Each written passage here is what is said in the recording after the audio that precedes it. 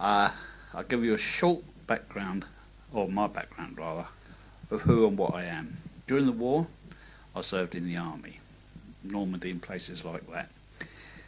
After the war finished, after a few months, I joined the Royal Air Force. After normal training, postings and things like that, I finished up in Singapore as an instructor. That's with Royal Air Force Singapore, but attached to Royal Air Force Malaya. And I lived in a bungalow on the station of Seletar, and travelled to and from the airfield a couple of times a day. Now, in Singapore, nearly every day it rains. Now, it can be quite heavy rain, quite light rain, but practically every day it rains. Now, the photographs I have here are taken during a rainstorm. I mean, it was raining, very heavy. Now, the camera I was using was known as a Yashica A, a Japanese camera. The negatives are the same size as the photographs when they're printed up. Unfortunately, many years later, I was conned out the negative, so I can't show you the negatives, but I can show you the photographs. When I got home, first thing I normally do is get changed, have lunch with the armour fixes, or something like that. This particular day, I was in the passageway between the living room, kitchenette sort of thing, bedrooms, and the end bedroom, which a couple of kids were in, and I noticed that something was outside but high up in the sky. It was moving very rapidly and then stopping still. Now, there was no helicopters flying because I was on the deck and I knew that nothing was flying that afternoon from our unit. I picked up my camera, which was laying on the bed. As I say, I was outside the bedroom in the passage, and took a photograph. Now, Ken, who's recording this with me, has looked at this photograph and describes it as interesting. All I can describe it is as a little dot with a kind of a cross on the top of it. There it is. Little tiny dot with a cross.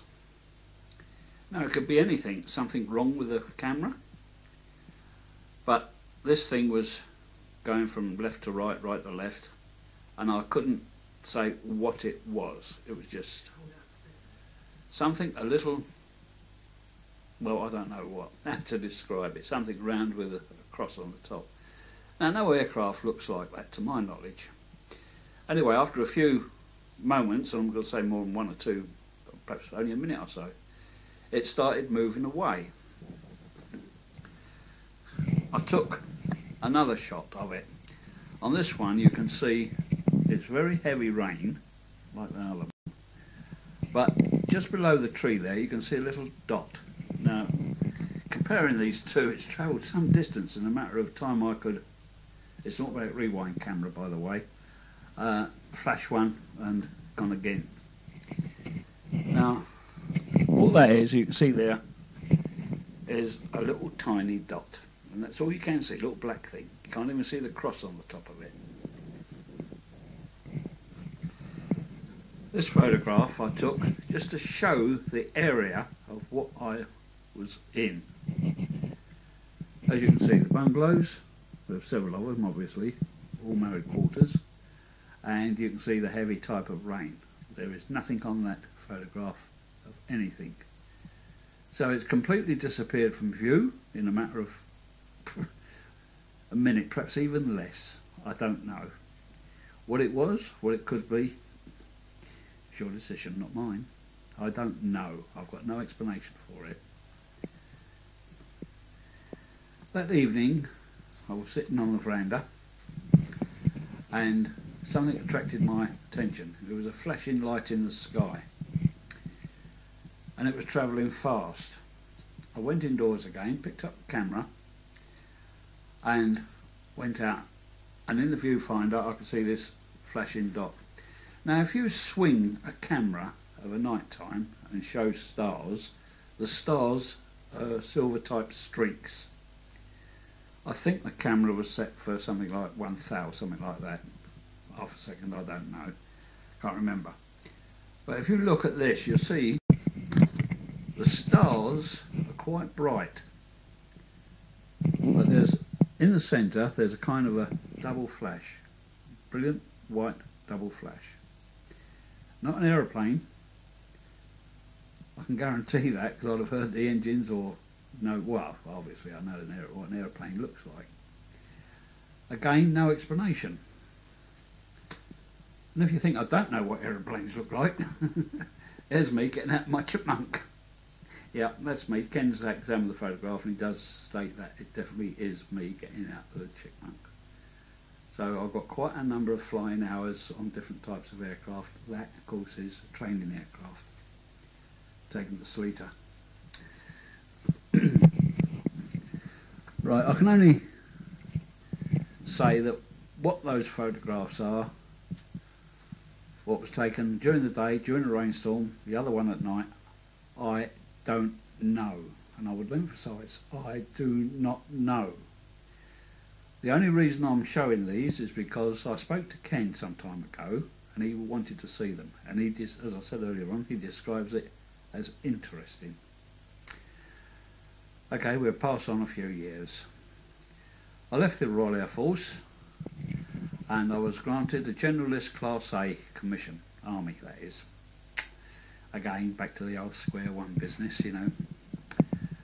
Now I was in charge of the Sharnbrook detachment. At the time I was living on the main A6 just before you get to Sharnbrook Crossroads. The houses on the right hand side as you're going towards Rushden. Now I had a family, still got them as a matter of fact, all moved away thank goodness, all married. And the children, two of the youngest ones, around about 12, 13 at the time, I think the girl was about 11, were getting ready for school. At the time, although as I said I got the reserve commission, I was a car salesman, so I was in no hurry to get to work. I got one or two calls to make that morning, and looking out the window and going out to the street with the kids, the road rather, it was very thick fog. In fact, the traffic was just crawling past the house. And I mean very, very slow. The A6 is a very busy road, but that morning it was very, very slow traffic, grinding away second, third gear sort of thing. I couldn't see across the road from the house, distance of about perhaps 25, 30 yards maximum. Anyway, the children turned right and they went down to the crossroads, walked down on the grass to the crossroads where they picked up the school bus what took them into Sharnbrook. I returned into the house. I think I was going to read the paper or something. A few minutes later they both came in. Now, to describe the brother and sister, they were brother and sister, but they were never emotionally involved with each other, sort of. They looked after each other, but that's as far as it went. They were best of friends, but you couldn't say they were sort of immured with each other. They used to squabble like kids normally do. I said, "What you come back for?" Been a bit cross with them. "We don't want to go to school." I said, "Why not?" And they sort of, both of them, give me half a dozen different reasons why they didn't want to go to school. Well, being a father, obviously, I went to find out what had scared them, thinking, obviously, there's somebody down the road. I walked down to the crossroads. By this time, of course, the school bus had just about gone, so I wasn't bothered about that then. And wanted to see what was scaring the kids. I walked across the road, the small back road there, and approaching the fence, which is a ordinary wooden fence post and cross pieces, there was something, I don't know what it was, something in front. But I couldn't make out what it was. It was like a oval thing. So obviously solid, but I couldn't describe any width, height or anything. It was just something in front of me.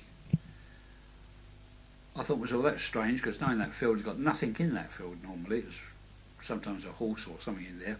Johnny Abrams field, incidentally. I'd started to climb over the fence. Now, I'm not going to say it went up in the air, never went sideways, but what it did do was to go away from me. No sound, and the shape very quickly dissolved.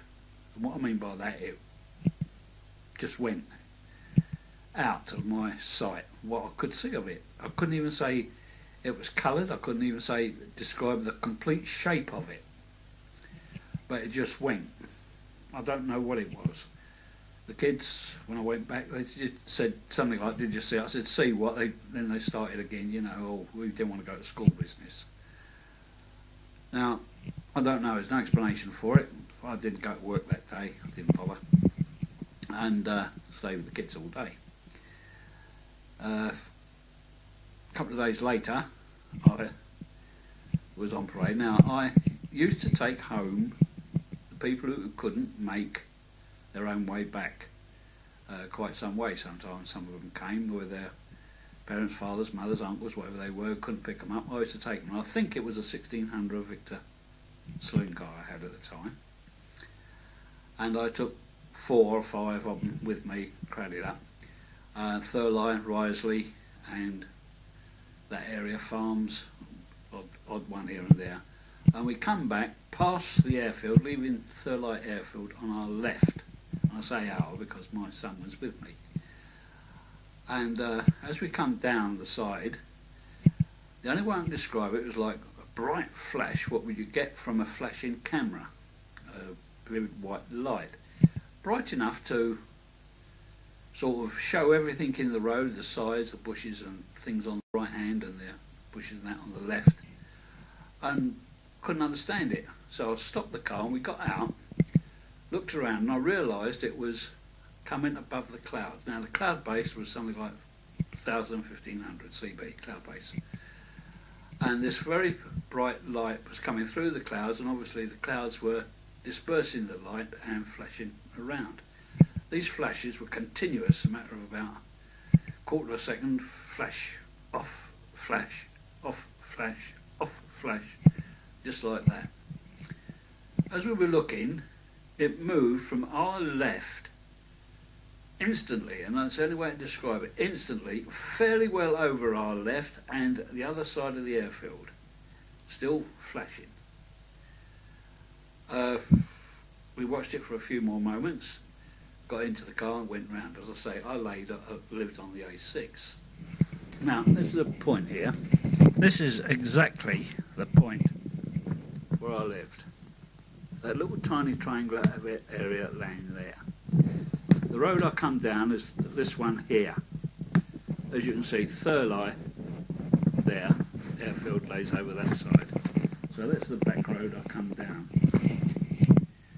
Now, as you can see, that I was quite intrigued by what I'd seen. Now then, that little tiny dot there is where I actually lived. Outside the house was a public telephone. I think it's still there.